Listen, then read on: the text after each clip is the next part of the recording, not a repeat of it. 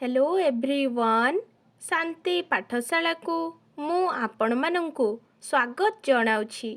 आजिकार एक नूतन भिडियो रे आमे आलोचना करिबा एक सुंदर रचना परिभ्रमणर आवश्यकता। भिडियोटी को आरंभ करिबा पूर्वरु चैनल को सब्सक्राइब करिनियंतु एवं पाखरे थिबा बेल आइकन टी को प्रेस करि दियंतु।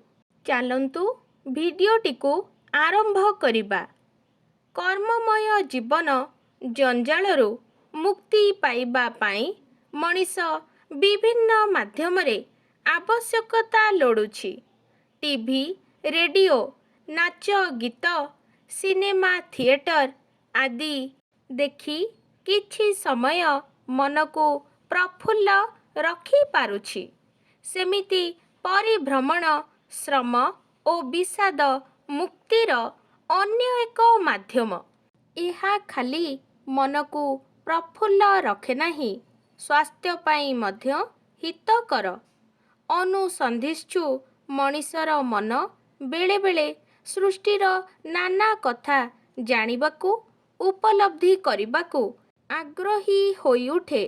ବହିରୁ ପଢ଼ି ଜାଣିବା ଅପେକ୍ଷା ବାସ୍ତବ କ୍ଷେତ୍ରରେ ଦେଖି ବାସ୍ତବ ଜ୍ଞାନ ଆହରଣ କରିବା ସହିତ କର୍ମକ୍ଳାନ୍ତ ଜୀବନକୁ କିଛି କ୍ଷଣ ପାଇଁ ସରସ ସୁନ୍ଦର କରିବାକୁ ଭ୍ରମଣର ସହାୟତା ଲୋଡ଼େ ମଣିଷ।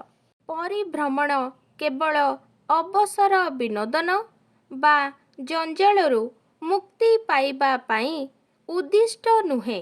ଜୀବନରେ ପରିଭ୍ରମଣର ସୁପ୍ରଭାବ ଏତେ ଅନୁଭବ ହୁଏ ଯେ କେହି ଏହାର ଆବଶ୍ୟକତାକୁ ସ୍ୱୀକାର କରିବ। ବିଭିନ୍ନ ପରିକଳ୍ପନାରେ ଲୋକମାନେ ପରିଭ୍ରମଣ କରିଥାନ୍ତି।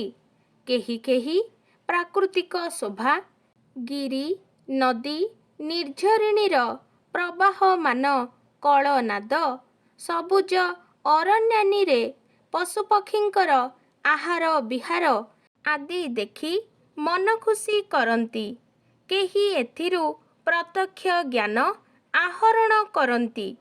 କେହି ବିଭିନ୍ନ ଦେଶ ବା ସ୍ଥାନ ବିଷୟରେ ଅଧିକ ତଥ୍ୟ ଆହରଣ କରିବା ନିମନ୍ତେ ଭ୍ରମଣ କରିଥାନ୍ତି। ଭ୍ରମଣରୁ ଅନେକ ଉପକାର ମିଳିଥାଏ। ଏହା ଜ୍ଞାନର ପରିସରକୁ ବୃଦ୍ଧି କରାଇବାରେ ସାହାଯ୍ୟ କରେ। ଛାତ୍ରଛାତ୍ରୀମାନଙ୍କ ପାଇଁ ଏହା ବାସ୍ତବ ଜ୍ଞାନର ଆହରଣ ସ୍ଥଳ। ଧାର୍ମିକ ବ୍ୟକ୍ତିମାନେ ମଠ, ମନ୍ଦିର, ମସଜିଦ୍ ଓ ତୀର୍ଥସ୍ଥାନ ମାନ ଦର୍ଶନ କରି ପୁଣ୍ୟ ଅର୍ଜନ କରନ୍ତି। ନିଜ ଧର୍ମ ବିଷୟରେ କିଛି ପ୍ରଚାର କରନ୍ତି ଆଉ ଅନ୍ୟ ଧର୍ମ ବିଷୟରେ କିଛି ଜ୍ଞାନ ଆହରଣ କରନ୍ତି। କବି, ଲେଖକ, ଭାବୁକମାନଙ୍କ ପାଇଁ ତ ଭ୍ରମଣ ଏକ ଆଶୀର୍ବାଦ ସ୍ୱରୂପ। ସୁନ୍ଦର ପ୍ରାକୃତିକ ପରିବେଶ ପାଇଲେ ସେମାନଙ୍କର ଭାବନାର ଦ୍ୱାର ଉନ୍ମୁକ୍ତ ହୋଇଯାଏ। ଉପରେ ଖୋଲା ଆକାଶ, ତଳେ ସବୁଜ ବନାନୀ ଓ ତାର ପଶୁପକ୍ଷୀ ସାଗର ତଟିନୀ, ଚାରିଆଡ଼େ ଶାନ୍ତ ଶୀତଳ ମଳୟର ସ୍ପର୍ଶ ଦେଇ ମନକୁ ତାଜା କରିଦିଏ। ଜଳବାୟୁ ପରିବର୍ତ୍ତନରେ ସ୍ୱାସ୍ଥ୍ୟର ଉନ୍ନତି ଘଟେ।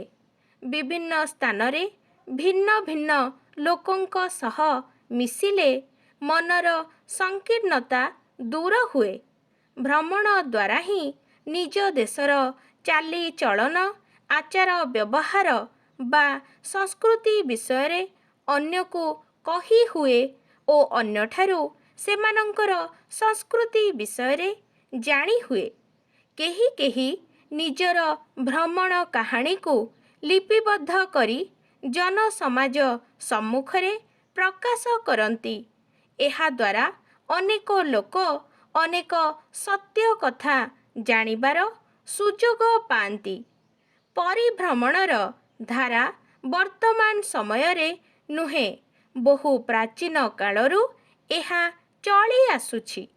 ଆମର ସୁନ୍ଦର ଏହି ଭାରତବର୍ଷକୁ ଲକ୍ଷ୍ୟ କରି ଗ୍ରୀକ୍ ପରିବ୍ରାଜକ ମେଗାସ୍ତିନିସ୍, ଚୀନର ପରିବ୍ରାଜକ ହୁଏନସାଂ ଫାଇଆନ୍, ଇଟାଲୀର ପରିବ୍ରାଜକ ମାର୍କୋପୋଲୋ, ଧର୍ମ ପ୍ରଚାର ଉଦ୍ଦେଶ୍ୟରେ ଗୌତମ ବୁଦ୍ଧ, ମହାବୀର ମଧ୍ୟ ଦେଶ ପର୍ଯ୍ୟଟନରେ ଆସିଥିଲେ।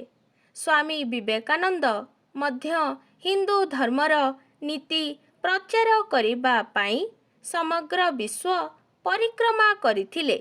ତେଣୁ ସର୍ବୋପରି ଭ୍ରମଣ ହେଉଛି କର୍ମକ୍ଳାନ୍ତ ଜୀବନରେ ବାସ୍ତବ ନୈସର୍ଗିକ ସୁଖ ଲାଭର ଏକ ସହଜ ପନ୍ଥା, ଆଉ ବାସ୍ତବ ଜ୍ଞାନର ପରିସରକୁ ପରିବ୍ୟାପ୍ତ କରିବାର ସହଜ ଉପାୟ। ଏହା ପ୍ରତ୍ୟେକ ନର ନାରୀ, ବୃଦ୍ଧ, ବାଳକ ବା ଛାତ୍ରଛାତ୍ରୀ ମାନଙ୍କ ପାଇଁ ଅତ୍ୟନ୍ତ ଆବଶ୍ୟକ। ଆଜିକାର ଭିଡ଼ିଓଟି ଆପଣଙ୍କୁ କିପରି ଲାଗିଛି କମେଣ୍ଟ ମାଧ୍ୟମରେ ନିଶ୍ଚୟ ଜଣାଇବେ ଏବଂ ଲାଇକ୍, ସେୟାର, ସବସ୍କ୍ରାଇବ୍ କରିବାକୁ ଜମାରୁ ଭୁଲିବେନି। ଧନ୍ୟବାଦ।